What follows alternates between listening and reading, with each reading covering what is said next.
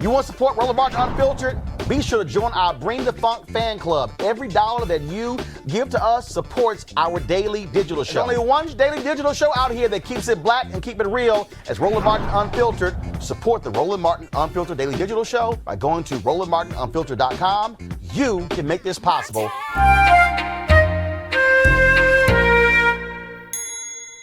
Melik, how can the Trump administration call this process unconstitutional when it's literally written in the Constitution? Second of all, second question, how can you completely ignore Congress on any issue to say, we will answer, we will ignore any subpoena, I will extend executive privilege to cover anybody, including folks who have never even worked for the government? And so therefore, Congress, you have absolutely no right. The law even says that, if Congress requests the taxes, the tax returns of any American, the IRS turn them over. Trump says, not me, I'm above the law. So at what point does he get the message that he is not above the law?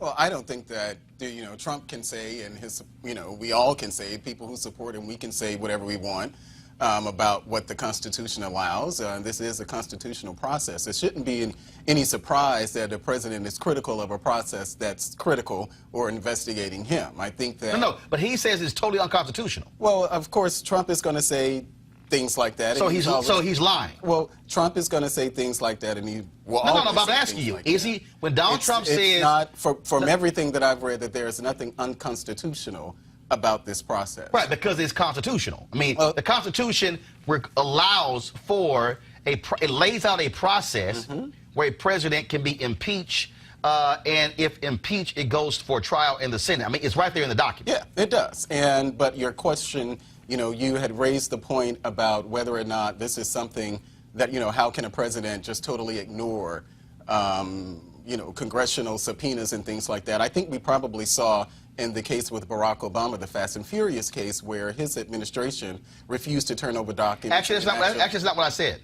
It's not what I said. But that's actually, it's not what I said. You said, what I said was, how can a president refuse to comply with the congressional subpoena? No, with any subpoena. Okay. On any topic, on any request. Well, I don't know what you're using to gauge that on any request. Well, I'm sorry. Hold up. But if the audience would like to know whether or not this is something that administrations have done in the past, then we would have to say yes. Because the Barack Obama administration just did that. Show me where the Obama administration refused to turn over documents regarding the Fast and Furious case. 1 second.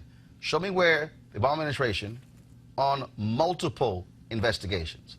Well, I don't have those multiple instances, but I have one that a federal judge that's what I said, though. So if you're going to say what I said, that's what I said. Well, it's important to talk about what the federal judge actually ruled as far as the Obama administration, where it forced the administration to turn over those Fast and Furious documents. Did they? Yes, they did. But here's my question. They did. After the federal judge. Does the law state that if Congress requests the tax records of any American, they must be turned over?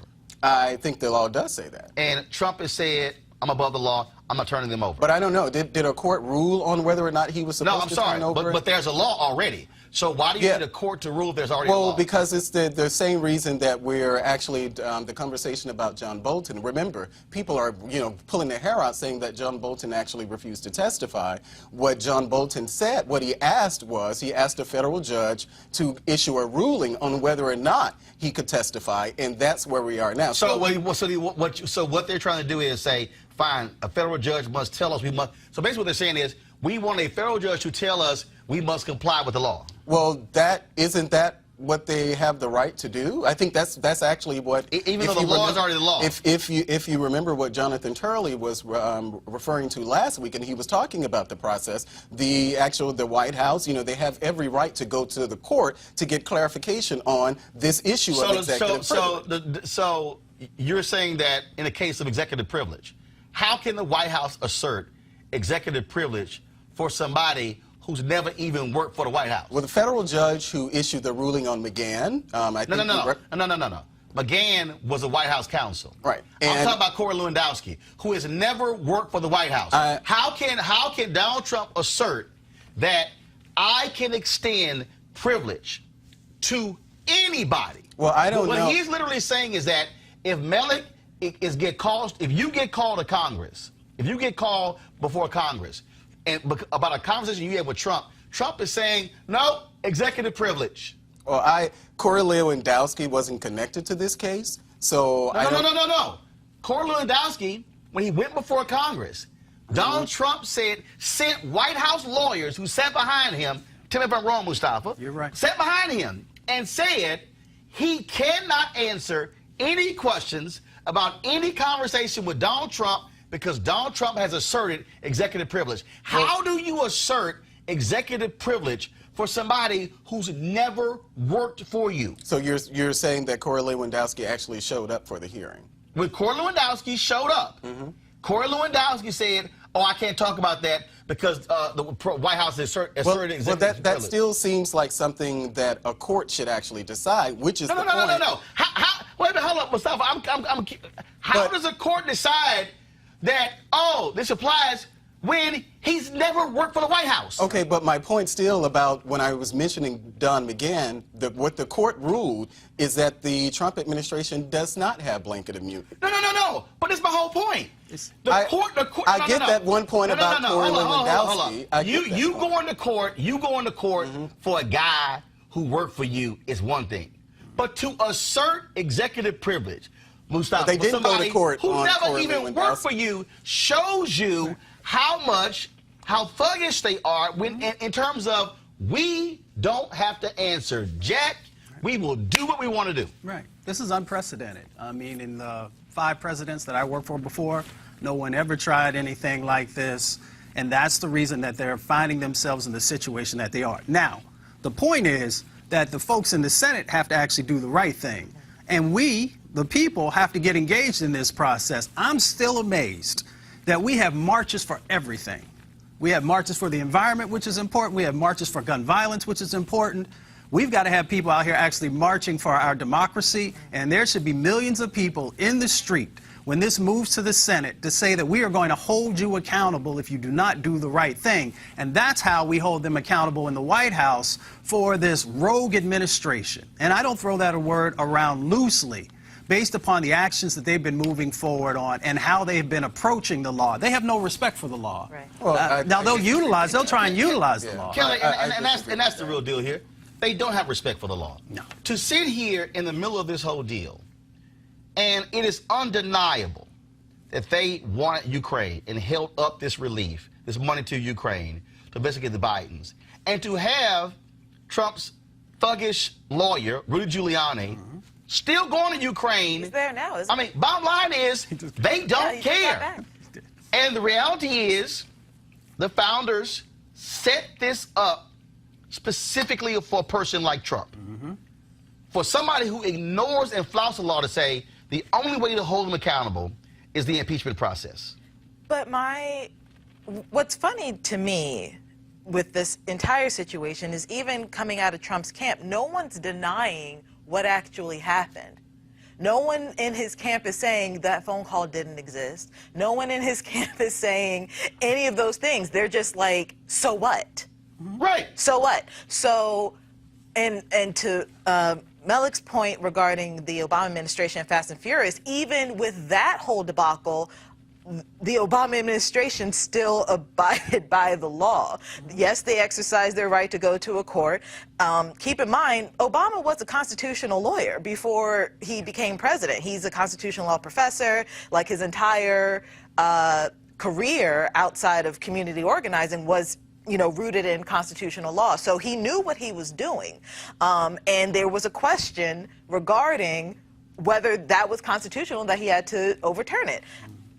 Whether that ruling was, you know, good or not is debatable, but the fact of the matter is he still listened to the court, and after the court gave their ruling, he did what the court said to do. Right. So again, back to my earlier point of three branches of government respecting each other in order for this democracy to work. The Obama administration did that, regardless of whether you feel like he made mistakes in his administration. He still abided by the law, and he upheld the Constitution thoroughly through all 8 years of his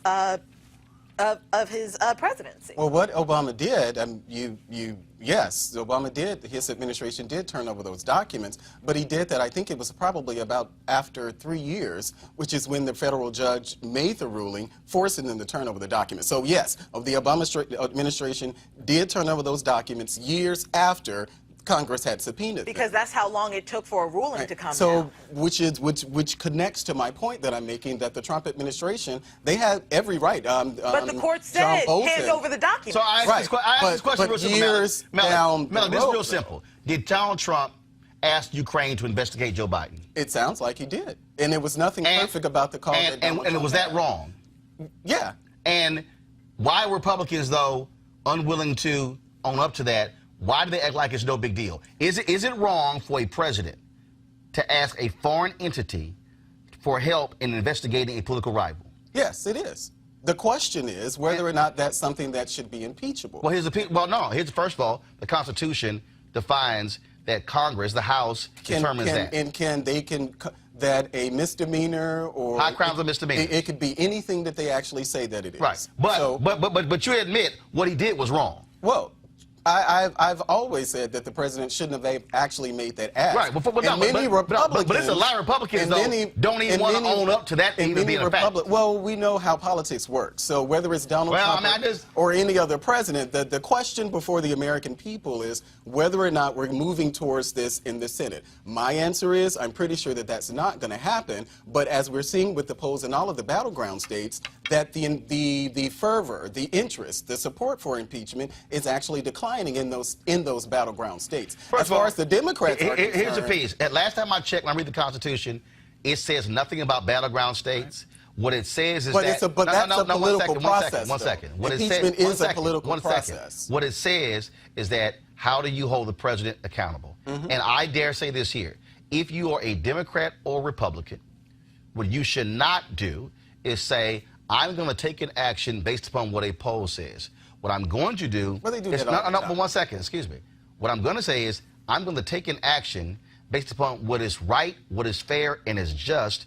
And because each person, when they are sworn in, they put their hand on the Bible or whatever they want to put their hand on to say, I swear to uphold and protect the Constitution from enemies, foreign and domestic. And the reality is, if you are an individual, whether you are a federal judge, whether you are a House member, a Senate member, or the President of the United States, if you are doing things that go against the Constitution of this United States, then there are going to be repercussions. And that is the case here, and that's where it should be. And there should be Republicans who are looking at this from a country standpoint, not a party standpoint. Well, we do Final comment before I go to this. Well, we do know that this is a total political process, and so what Democrats probably should have done, and I said this before, is that they probably should have moved towards censure, and they probably could have had more Republicans and even those Democrats who are.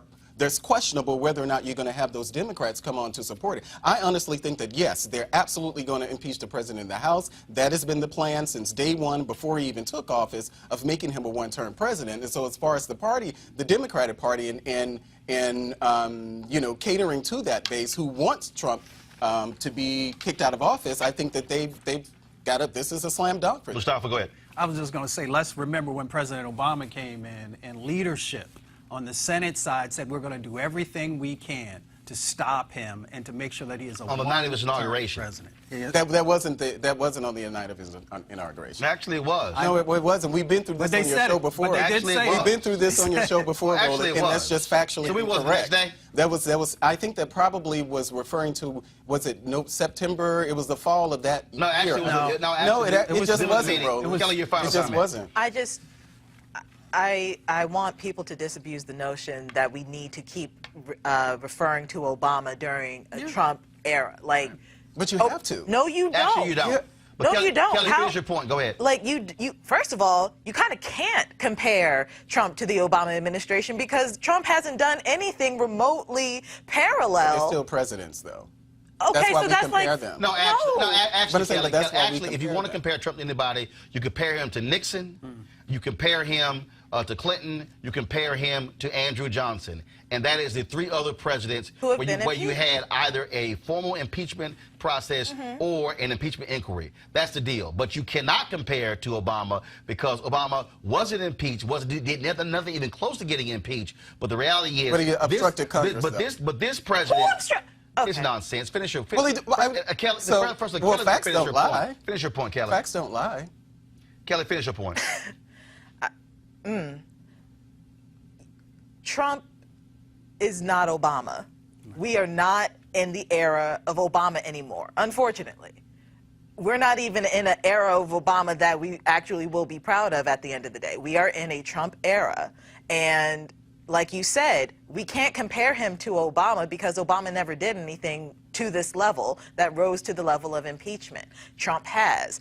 Obama didn't obstruct Congress. Trump did. Yes, Obama didn't go over to Ukraine. That's what a judge said. No, Go ahead and finish. no. Go ahead and finish. Obama didn't do any of the things that Republicans are denying that Trump actually did. So we can't draw those parallels because they don't exist. That's my point. All right, folks, back to that Roland Mark Unfiltered video in just one moment. All right, folks, it's the holiday season. This is when you think about spending time with your family and friends. This is also when you count your blessings and support those less fortunate. This year, you can become a holiday hero and change someone's life forever. Right now, hundreds of thousands of people are sitting in jail without being convicted of a crime. Why? Because they can't pay their bail. If you're arrested for any minor offense, you'll be taken directly to jail. If you don't have bail money, you will sit there until a court date is scheduled. That can be days, weeks, or even months. Simply put, America's bail system is broken for people of color. Freedom should not be free. So the Ebony Foundation is partnering with the Bail Project. They're sponsoring Home by the Holiday campaign. The goal is to get 1,000 people bailed out of jail by the end of the year. A donation from you can change someone's life tomorrow. So what they want you to do is simply go to Home. Well, first of all, you can donate $25, $50 or more to the Ebony Foundation. So go to homebytheholiday.com. It's homebytheholiday.com for you to help somebody get out of jail and be with their loved ones for this Christmas season. Now back to your Roland Martin Unfiltered video.